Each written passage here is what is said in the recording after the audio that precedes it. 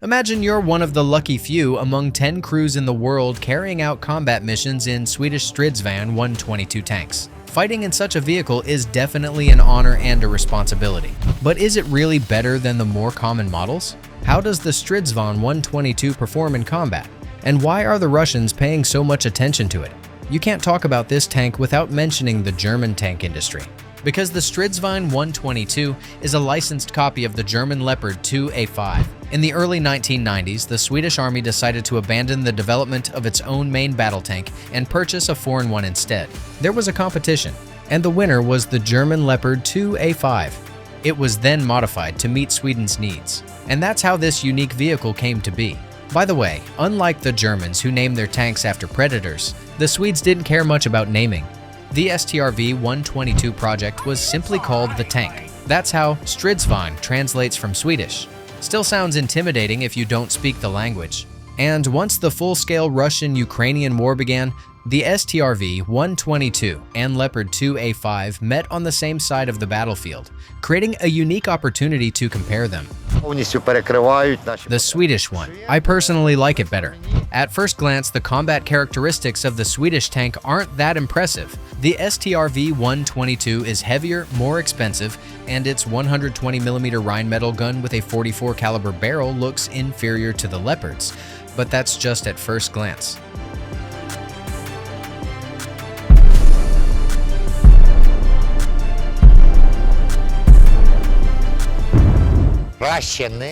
There's nothing better in the world. The STRV 122 has several advantages over the Leopard that are especially important in Ukraine's combat conditions. Let's start with maintenance. Ukraine's armed forces operate dozens of Western vehicles, each requiring special treatment. You'd think these 10 Swedish tanks would complicate maintenance and logistics even more, but actually it's the opposite. The Swedes are more pragmatic, even down to what technical fluids are used. They're standardized. You can pour the same stuff into different components. The Germans? Every component needs its own oil. Here, it's one type for everything. The armor is stronger too. The crew has better protection. The next advantage is the armor. The Swedish tank weighs a full 62 tons, which is 3 tons more than the Leopard 2A5. But this isn't due to design flaws. It's thanks to upgraded armor. The STRV 122 has one of the best armor systems among all Leopard 2 variants. It's equipped with additional armor modules on the turret roof for protection against cluster munitions and top attack rounds. In other words, this tank is well suited for the realities of the Russia-Ukraine war with its FPV drones. The armor is based on Germany's MEXAS system, but strengthened with Swedish modifications. The design of the STRV 122 tank was adapted for combat in environments with lots of forests, rough terrain, and the risk of mines. So the slightly higher weight of this tank shouldn't really be considered a drawback, especially considering that the Leopard 2A6 already weighs the same as the STR 122. However, in some aspects, weight still matters. In terms of maneuverability, the Leopard is better. It's no secret that both tanks use the same chassis. The Rank H SWL 354 transmission and the MTU MB V12 engine with 1,500 horsepower, but the STRV got a reinforced running gear. Specifically, strengthened shock absorbers and torsion bars, modified suspension to account for the extra weight, and crew seat dampers to protect during mine blasts. These changes were made for better endurance in the harsh conditions of Northern Europe and due to the mine threat. That's what makes the Swedish tank a bit less maneuverable. Before we jump back in, quick shout out. Want to support the channel and get some cool perks? You can become one of our dearest sponsors. We've got 3 levels. You'll get early access to our videos, and we'll make sure to reply to your comments first. Plus, you'll get personal shout outs, just like our recent legends, Ranked Scrub, Albert Grimes, and Dry Frog. Huge thanks for the support. And the best part? Top-tier sponsors get access to exclusive content, like unfiltered stories from International Legion fighters. Raw, brutal, but seriously inspiring stuff. Now let's talk about a classic Swedish feature, crew comfort and care. We already saw this in the CV90 video, and the STRV 122 is no exception.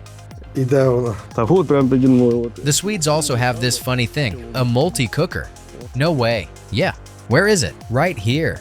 I can't pull the whole thing out, but here's the pot. You can pour water into it. Really? Yeah, and the Germans don't have anything like that at all. So that's how it compares to the Leopard. But what about the tanks it fights against?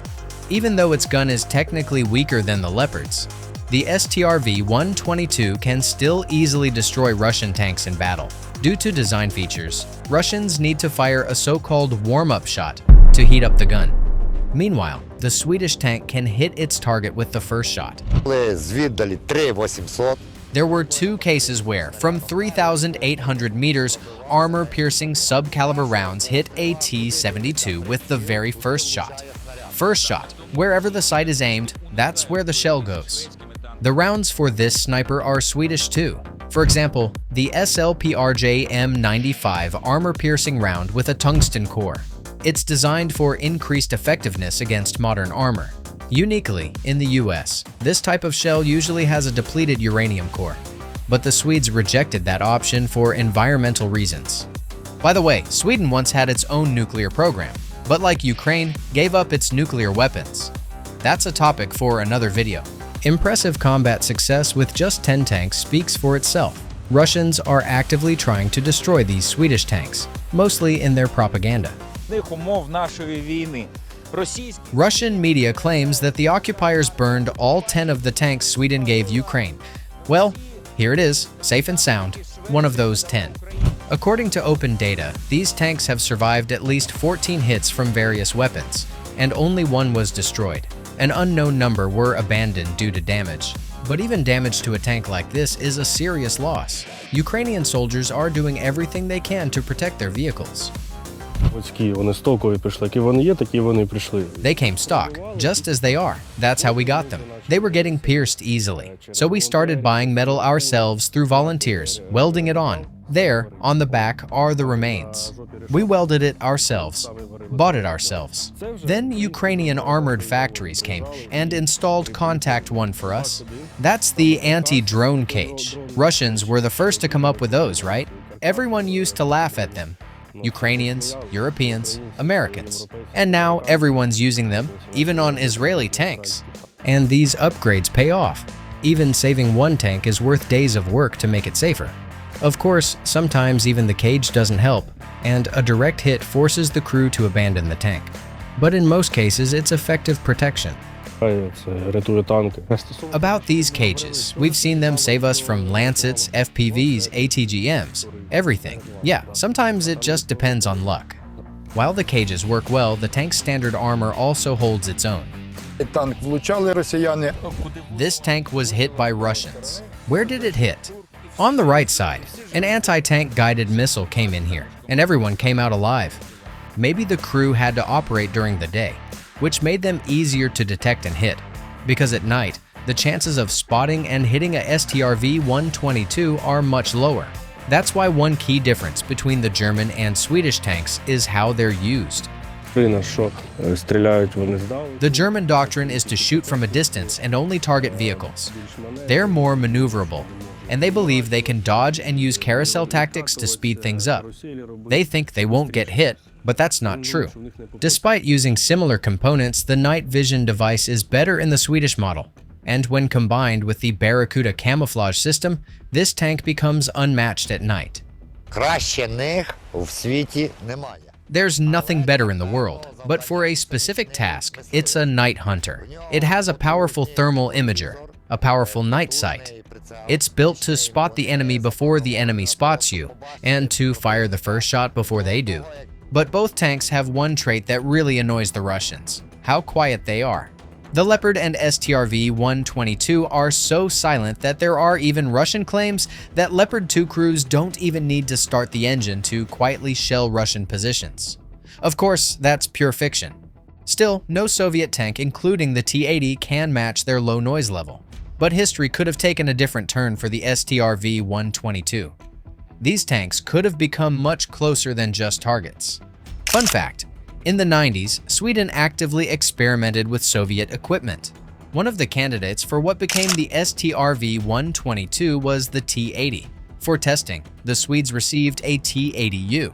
Trials lasted from October 1993 to January 1994.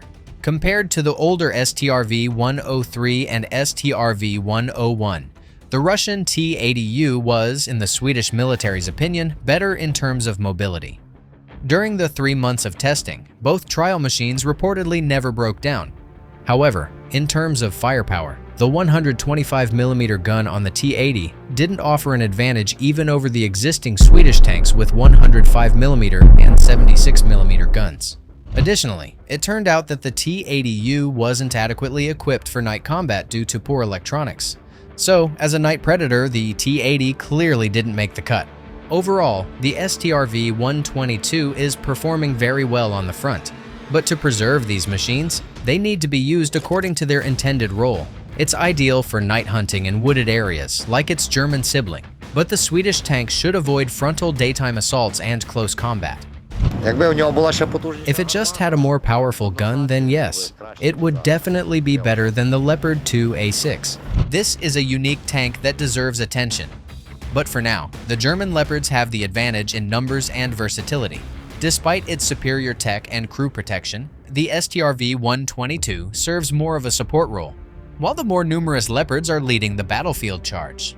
It's definitely a great machine for the Swedish Army, but considering the scale of the war in Ukraine, 10 tanks aren't nearly enough to make a major impact. Still, Ukrainian tankers are getting the most out of this small unit and taking out the enemy. What topics should we cover next? Drop your ideas in the comments. We'll choose from the most liked ones.